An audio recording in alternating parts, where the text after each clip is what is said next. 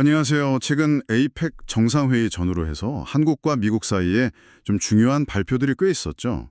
여러분께서 공유해 주신 자료들을 쭉 보니까요. 과학기술부터 경제, 또 안보까지 양국 관계에 상당히 의미 있는 변화들이 좀 감지되는데요. 오늘 이 자료들을 한번 집중적으로 살펴보겠습니다. 네, 보내주신 자료들이 현재 한미 간의 어떤 다층적인 협력, 또 논의 지점들, 이런 것들을 잘 보여주고 있는 것 같아요. 특히 뭐 구체적인 합의 내용이라던가 아니면 요청 사항들, 이런 것들이 담겨 있어서 좀 주목할 만합니다. 네, 그래서 오늘은 이 자료들을 토대로 크게 세 가지 핵심 내용을 좀 깊이 파고들어 보려고 합니다. 첫째는 인공지능, AI, 양자, 바이오, 우주, 이런 첨단 분야를 다 아우르는 한미 과학기술 협력 강화 내용이고요. 둘째는 또 많은 분들이 관심 가졌었던 그 관세 협상 타결, 그리고 그 핵심인 대규모 대미 투자 펀드 조성하고 관세 조정 내용입니다.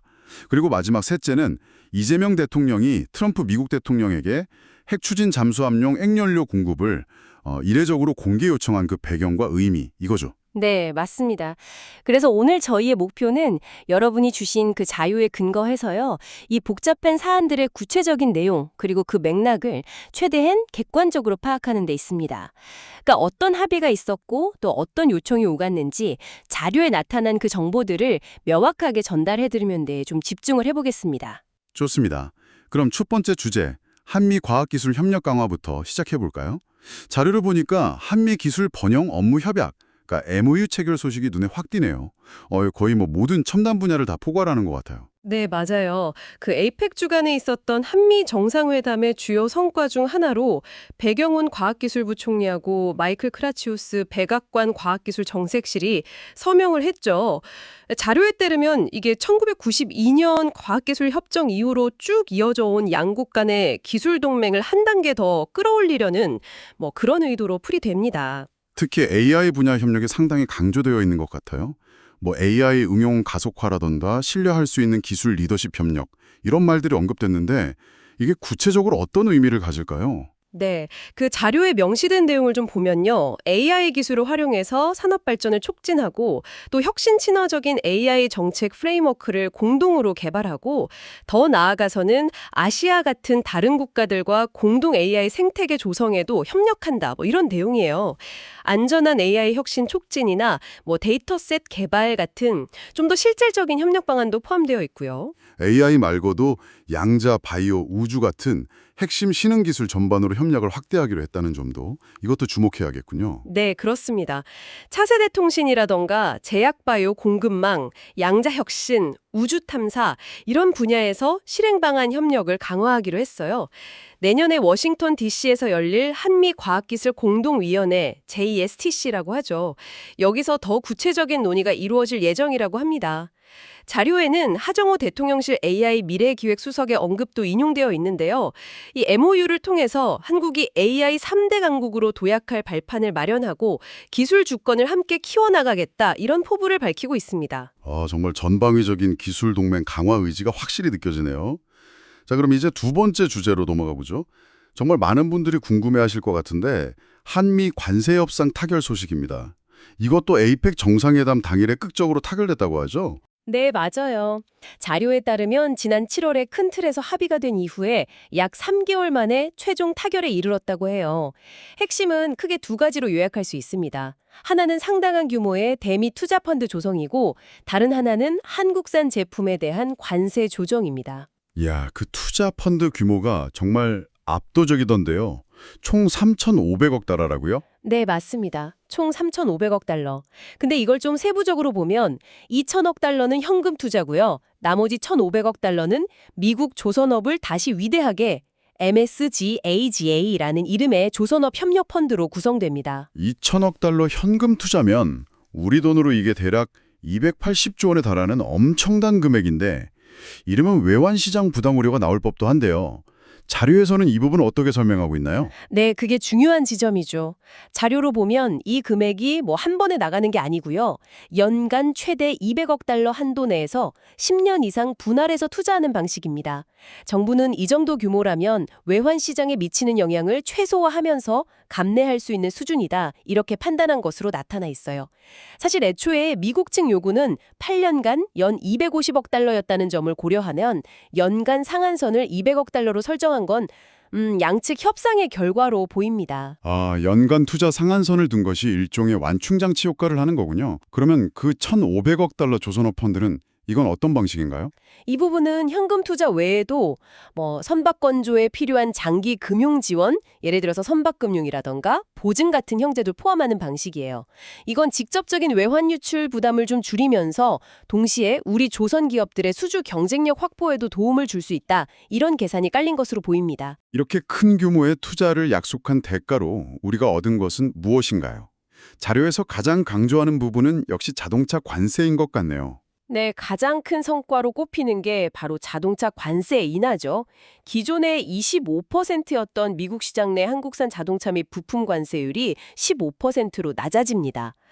이게 경쟁국인 일본이나 EU와 같은 수준이 되는 거라서 그동안 좀 불리한 입장에 있었던 우리 자동차 업계에는 상당한 호재죠. 자료에는 현대차 그룹이 연간 약 4조 원의 영업이익 증가 효과를 추산했다. 이런 내용도 포함되어 있습니다. 오, 4조 원요? 상당하네요. 자동차 외에 다른 분야는 어떤 조정이 있었나요? 반도체의 경우에는 이제 경쟁 상대인 대만과 비교해서 불리하지 않은 수준의 관세가 적용될 예정이고요. 의약품, 목재 분야에서는 최애국 대우를 받게 됩니다. 또 자료에서 주목할 점은 우리 측이 좀 민감하게 여기는 쌀, 쇠고기 같은 농축산물 시장의 추가 개방은 없었다는 점입니다. 과거 한미 FTA 협상 경험을 바탕으로 이 부분을 적극 방어했다. 이렇게 설명하고 있습니다. 그렇군요. 그 투자 펀드 관련해서 안전장치에 대한 내용도 꽤 상세하게 나와 있더라고요. 그냥 돈만 내는 게 아니라 원금 회수 가능성을 높이기 위한 장치들이 마련되었다는 거죠. 네, 그게 매우 중요한 부분입니다. 자료를 보면 투자 대상을 상업적 합리성이 있는 프로젝트로 한정하기로 MOU 문안에 명시를 했습니다. 즉, 수익성이 담보되는 사업에만 투자하겠다는 원칙을 세운 거죠. 수익 배분 방식도 좀 특이하던데요? 네, 기본적으로 펀드 수익은 한국과 미국이 5대5로 나누기로 했어요. 그런데 여기에 중요한 조건이 붙습니다. 자료에 따르면 만약에 20년 안에 한국에 투자한 원리금 전액을 회수하지 못할 것으로 예상될 경우에 이 5대5 수익 배분 비율을 조정할 수 있도록 상호 양해했다는 내용이 있습니다. 20년 내 원리금 회수가 어려워 보이면 수익 배분 비율을 한국에 좀 더 유리하게 바꿀 수 있다 이 말이네요. 이건 일종의 손실 방지 장치라고 해석할 수 있겠어요. 그렇습니다. 아무래도 무리한 투자로 인한 손실 부담을 줄이기 위한 조치로 보입니다. 이게 과거 미일 관세 협상 당시에 펀드 이익 배분 규정은 있었지만 손실 관련 규정이 좀 미흡했다는 지적을 반영한 결과일 수 있다. 이런 분석도 자료에 나와 있고요. 투자 결정 과정에도 한국 측 의견이 반영되도록 협의위원회 구성 같은 장치를 마련했고요. 확실히 복잡한 협상이었던 만큼 이 세부적인 내용까지 꼼꼼하게 들여다볼 필요가 있겠네요. 자, 이제 마지막 세 번째 주제로 넘어가 보겠습니다. 이번 한미 정상회담에서 또 하나 굉장히 주목받았던 것이 바로 이재명 대통령의 핵 추진 잠수함 관련 발언이었죠. 네, 맞습니다. 이재명 대통령이 트럼프 대통령과의 회담 모두 발언 막바지에 핵 추진 잠수함용 고농축 해결료 공급을 공개적으로 요청했습니다. 자료들은 이걸 이례적이라는 표현을 많이 쓰고 있는데요. 아무래도 한국 대통령이 미국의 핵무기 체계 확보를 위한 해결료 공급을 공개 요청한 것은 전례를 찾기 어렵기 때문이겠죠. 왜 이렇게 이례적인 요청을 공개적으로 했을까요? 자료에서는 디젤 잠수함의 한계를 좀 주된 이유로 들고 있네요. 네, 맞아요. 이 대통령은 현재 우리 군이 운영 중인 디젤 잠수함만으로는 이게 점점 복잡해지는 동북아 수중 안보 환경에 효과적으로 대응하기 좀 어렵다. 이렇게 판단한 것으로 보입니다. 아시다시피 디젤 잠수함은 주기적으로 물 위로 올라와서 배터리를 충전해야 하잖아요. 그런데 핵 추진 잠수함은 사실상 무한 자망이 가능해서 은밀성이나 작전 지속성 면에서 월등하다는 거죠. 여기서 흥미로운 점은 그 감시 대상으로 북한뿐 아니라 중국까지 명시적으로 언급했다는 점이에요. 자료들도 이 부분을 상당히 이례적이라고 지적하고 있네요. 네, 그 점이 그렇죠. 한국 대통령이 특정 무기의 도입 필요성을 설명하면서 북한 외에 중국을 직접 거론한 것은 매우 드문 경우입니다. 자료들은 이걸 중국과의 어떤 잠재적 긴장을 감수하면서까지 핵잠수함 도입 의지를 강하게 피력하고 또 미국의 중국 견제 기조에 보조를 맞추려는 그런 전략적 행보로 해석하고 있습니다. 단순히 핵잠수함이 필요하다는 요청을 넘어서서 이게 또 미국의 안보 부담을 덜어주는 동맹 역할 분담의 일환이다. 이 점도 강조했군요. 그렇죠. 이 대통령이 연료 공급을 허용해 주시면 우리 기술로 잠수함을 건조해서 동해 서해 방어 활동을 함으로써 미군 부담도 상당히 줄어들 것, 뭐 이런 식으로 언급했습니다. 이건 한국의 방위비 증액 약속과 맞물려서 미국의 인도 태평양 전략에 적극적으로 기여하겠다는 메시지로 전달한 것으로 풀이됩니다. 핵연료 공급 요청과 함께 한미 원자력 협정 개정 문제도 다시 거론했죠. 네, 그 사용 후 핵연료 재처리나 우라늄 농축 허용 문제와 관련해서 한미 원자력 협정 개정 논의에 좀 속도를 내달라, 이렇게 트럼프 대통령에게 요청했습니다. 지난 8월에 관련 고위급 위원회 HLBC라고 하죠. 이걸 재가동하는 데 합의는 했는데 후속 조치가 좀 더디다, 이런 판단이 작용한 것으로 보입니다. 트럼프 대통령의 반응은 어땠다고 자료에 나와 있나요? 위성나 국가안보실장의 브리핑 내용을 인용한 자료에 따르면요.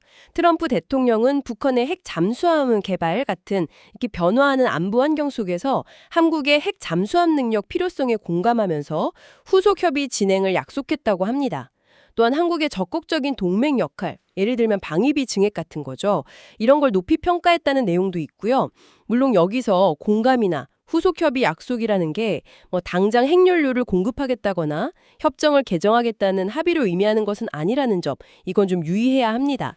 하지만 미국의 최고 결정권자로부터 긍정적인 반응을 이끌어냈다는 사실 자체는 의미가 있다, 이렇게 자료들은 평가하고 있습니다. 네, 오늘 정말 숨가쁘게 여러 내용을 짚어봤네요. 공유해 주신 자료들 덕분에 최근 한미 관계의 중요한 변화 지점들을 아주 깊이 있게 들여다볼 수 있었습니다. AI를 포함한 첨단 과학기술 협력의 전방위적인 확대, 또 3,500억 달러라는 정말 막대한 규모의 대미 투자 펀드와 자동차 관세 인하를 맞바꾼 경제 협상, 그리고 핵추진 잠수함용 핵연료 공급이라는 어떻게 보면 파격적인 안보 관련 요청까지 정말 다양한 차원에서 중요한 논의들이 진행되었음을 확인할 수 있었어요. 그렇습니다. 이 내용들은 단순한 뉴스 기사를 넘어서 앞으로 양국의 경제 또 안보 지형에 장기적으로 영향을 미칠 수 있는 그런 변곡점들이 될 가능성이 높아 보입니다. 특히 여러분께서 관심을 가지시는 특정 산업이나 분야와 직접적으로 연결될 수 있는 시사점들이 많을 것으로 보이고요. 마지막으로 오늘 살펴본 자료들을 종합하면서 한 가지 더 생각해 볼 만한 질문을 던져드리고 싶습니다.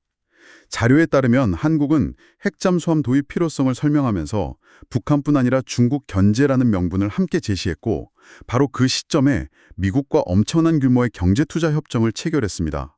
이렇게 안보적 고려와 경제적 협력이 동시에 그리고 매우 강하게 맞물려 돌아가는 상황인데요. 네, 바로 이 지점에서 이번 합의들 이면에 존재할 수 있는 뭐랄까, 앞으로 한미 관계를 움직일지도 모를 그런 잠재적인 긴장 요소나 아니면 양국의 더 깊은 전략적 계산은 무엇일지, 오늘 함께 살펴본 자료들에 나타난 정보들을 바탕으로 한 번 더 곱씹어 보시는 건 어떨까요? 네, 오늘 심층 분석은 여기까지입니다. 제공해 주신 자료들 덕분에 복잡한 현안들을 객관적인 시각에서 정리하는 데 정말 큰 도움이 되었습니다. 다음에도 흥미로운 자료들과 함께 돌아오겠습니다.